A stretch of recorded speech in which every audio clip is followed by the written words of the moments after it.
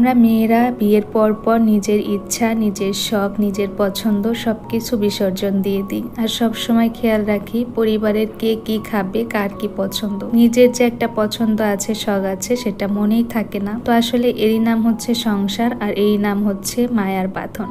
আমরা সব সময় চেষ্টা করি পরিবারের সবার মুখে হাসি ফোটাতে। আসসালামু আলাইকুম, কেমন আছেন সবাই? আশা করছি কাছে দূরে, দেশ এবং দেশের বাইরে যে যেখান থেকেই বসে আমার ভিডিওটি দেখছেন বা দেখবেন সবাই ভালো আছেন। আলহামদুলিল্লাহ, আল্লাহর রহমত আর আপনাদের সবার দোয়া আমরাও বেশ ভালো আছি। আজকে আরও একটি ডেইলি ব্লগ নিয়ে আপনাদের মাঝে হাজির হলাম। আশা করছি শেষ পর্যন্ত আমার সাথে থাকবেন আর আপনাদের কাছে আমার ব্লগটি বরাবরের মতো ভালো লাগবে। আজকে ভিডিওটা শুরু করেছি কিছুক্ষণ সকালে কাজ করে নেওয়ার পর থেকে, যখন এই ঘরে এসে কাজ স্টার্ট করেছি তখন থেকে, আর দুপুরে রান্নার পর পর্যন্ত রেখেছি। তো সব সময় তো দেখা যায় পরিবারের সবার কথা চিন্তা করে রান্না বান্না করি, সব কিছুই করি, তবে আজকে নিজের পছন্দ মতো রান্না করেছি। তো শেষ পর্যন্ত কি হয় বা কী করি আমার সাথে থাকলে আপনারা দেখতে পারবেন। তো আজকে হচ্ছে এই ঘরে বিছানা চাদরটা উঠিয়ে নিলাম। চাদরটা খুব বেশি ময়লা হয়নি, তবে আরিশ হচ্ছে ইস্যু করে দিয়েছিল, তাই কারণে উঠিয়ে ফেললাম। উঠিয়ে আর একটা নতুন ধোয়াতা বিছিয়ে দিলাম। তো এখন বিছানাগুলো গুছিয়ে নিয়ে এই ঘরের যত কিছু আছে সব কিছু একটু মুছে ক্লিন করে নিব। সেই সাথে আমার প্রিয় আপুদের কিছু কমেন্ট পড়ব।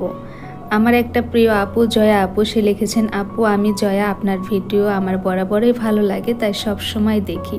আপু তোমাকে অনেক অনেক ধন্যবাদ। আর এই যে তুমি ছোট্ট কমেন্ট করেছো, এই কারণে কিন্তু আমি বুঝতে পারি যে তুমি আমার ভিডিওগুলো দেখো। আপু কিন্তু এর আগেও ভিডিওগুলো দেখতো, কমেন্ট করতো, পরে মাঝখানে আমি আপুর কমেন্ট পাই নাই। আপু তোমাকে অনেক অনেক ধন্যবাদ, আর আমার অন্তরের অন্তঃস্থল থেকে তোমার জন্য অনেক অনেক ভালোবাসা রইল। বিছানা গুছিয়ে নেওয়ার পর ভাবলাম যে মেশিনে আগে হচ্ছে কাপড়গুলো দিয়ে দেই, এতে করে কাপড়গুলোও ধোয়া হবে, সে সাথে আর একদিকে আমার কাজগুলো হবে। তো আর একটা কমেন্ট পড়ে নিয়ে নীলু আপু লিখেছেন, খুব ভালো লাগলো আপু, আর বাইরে গেলে আমারও কিন্তু খুব লজ্জা করে ভিডিও করতে, যখন মানুষ দিকে তাকিয়ে থাকে তখন মন মানসিকতাই থাকে না ভিডিও করার। তো নীলু আপু তোমাকে অনেক অনেক ধন্যবাদ কমেন্ট করার জন্য। আসলে ঠিকই বলছো আপু, বাইরে গেলে ভিডিও করা একদমই সম্ভব হয় না যখন সবাই তাকিয়ে থাকে। তো নীলু আপু কিন্তু একজন আমার মতো ইউটিউবার, তো আপুর চ্যানেলটা কিন্তু আপনারা চাইলে ভিজিট করতে পারেন। তো এখানে কাপড়গুলো দিয়ে তারপর হচ্ছে সাবান দিয়ে চলে যাব আবারও ঘরের কাজগুলো করে নিতে। তা আমি কিন্তু আগে হচ্ছে কমেন্টগুলো পড়তাম, তবে ইদানিং হচ্ছে কমেন্ট পড়া হয় না, কারণ আমার ফোন নষ্ট হয়ে গেছিলো। তা আপুর আর একটা কমেন্ট পড়ছি, প্রিয়া আপু তোমার বাসার ইউনিকগুলো খুব কিউট। আমি জানি না আপু হচ্ছে এটা কি লিখেছেন, ইউনিক বলতে কি বুঝিয়েছেন। আপুর নামটা বলা হয় নাই, আপুর নাম হচ্ছে খাদিজা জান্নাত। তা আপু তোমাকে অনেক অনেক ধন্যবাদ। তো আমি কিন্তু এদিকে আবারও ঘরের কাজ শুরু করেছি। এখানে এসে ওর বাবার কম্পিউটার টেবিলটা ক্লিন করে নিচ্ছি।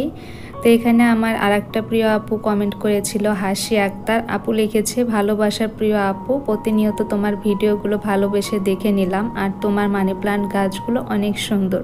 আপু তোমাকে অনেক অনেক ধন্যবাদ জানাচ্ছি প্রথমেই। আর আপু কিন্তু কোনো ইউটিউবার না, আপু কিন্তু সাধারণ দর্শক, আর আপু আমার ভিডিওগুলো প্রতিনিয়ত দেখে আর সুন্দর সুন্দর কমেন্ট করে। আর আমার মনে হয় যারা ইউটিউবার না তাদের কমেন্টগুলো পড়লে আপুদের কিন্তু অনেক বেশি ভালো লাগে। তো আপু তুমি জানিও আমার মুখে তোমার কমেন্টটা পড়েছি বা তুমি শুনেছো কি না।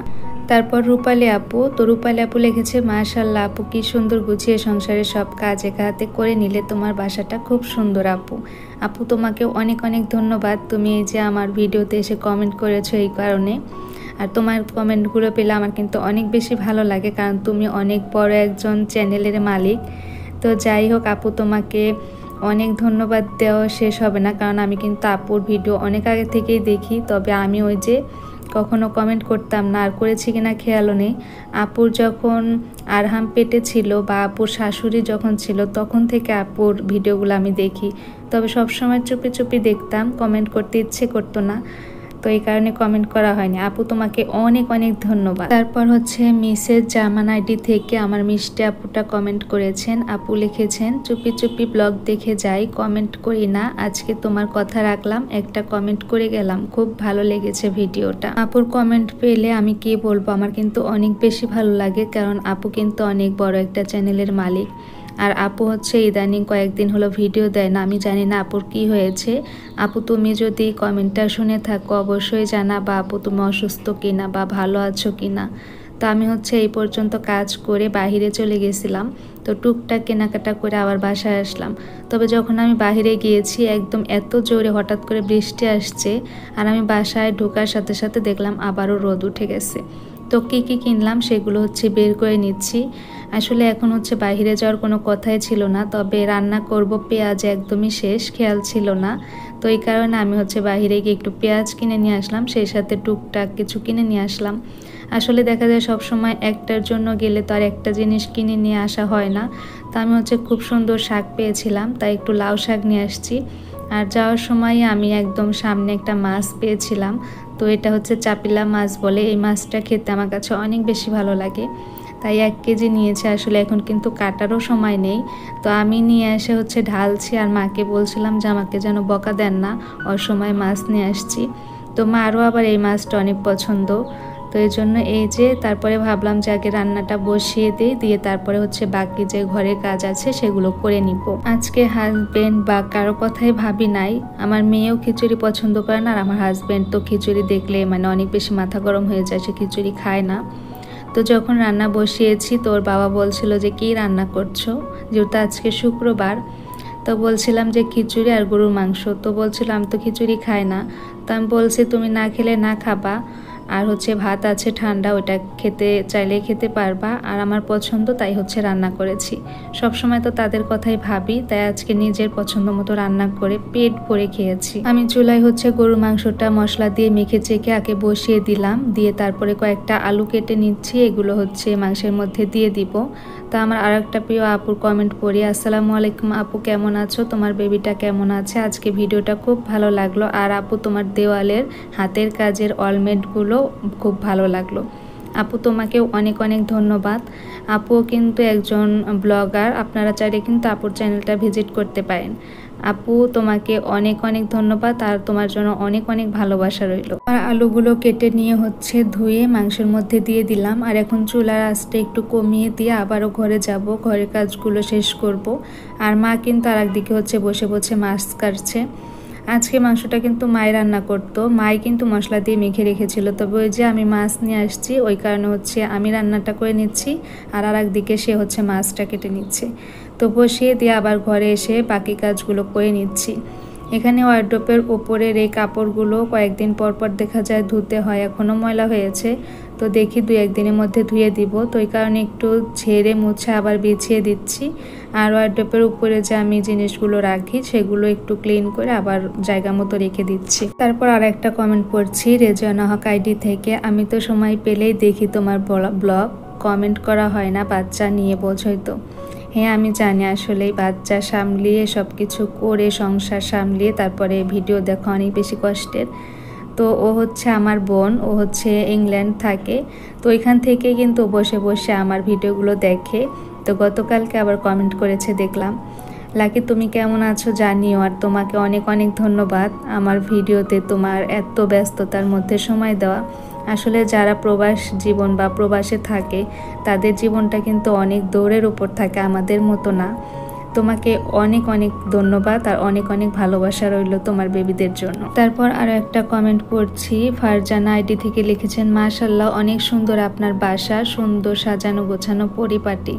আপু আমি জানি না আমার বাসা কতটা সুন্দর বা কতটা সাজিয়ে রাখতে পারি, আমার যা আছে যতটুকু আছে আমি মনে করি আলহামদুলিল্লাহ আমার অনেক কিছু আছে, আর যতটুকু যা আছে সেগুলোই সাজিয়ে গুছিয়ে ক্লিন রাখার চেষ্টা করি।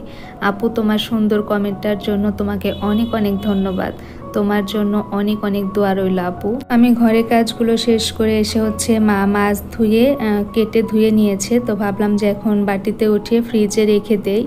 তো এখন হচ্ছে আমার মাংসের তরকারিটা কিন্তু প্রেসারে বসিয়ে দিয়েছি, নামিয়ে হচ্ছে খিচুড়ি বসিয়ে দিব। তো খিচুড়ির জন্য আমি হচ্ছে আগে থেকেই চালটা ভিজিয়ে রেখেছি, তো ভাবলাম যে এগুলো রেখে তারপর চালটা ধুয়ে মেখে চেখে বসিয়ে দিব। আজকে খিচুড়িতে মসুর মাছ আর মুগ 3 ধরনের ডাল দিয়েছি, আর মা হচ্ছে ডাল কোনোটাই খায় না, আজকে সে খিচুড়ি খাবেও না, ভাত আছে ওইটাই খেয়ে নেবে। তো চালটা ধুয়ে নিতে নিতে আরও একটা মিষ্টি আপুর কমেন্ট করে নেই। তা আপু লিখেছেন, আর্টিফিশিয়াল ফুল গাছগুলো বেশ ঝাপালো, দেখতে খুব সুন্দর লাগছিল।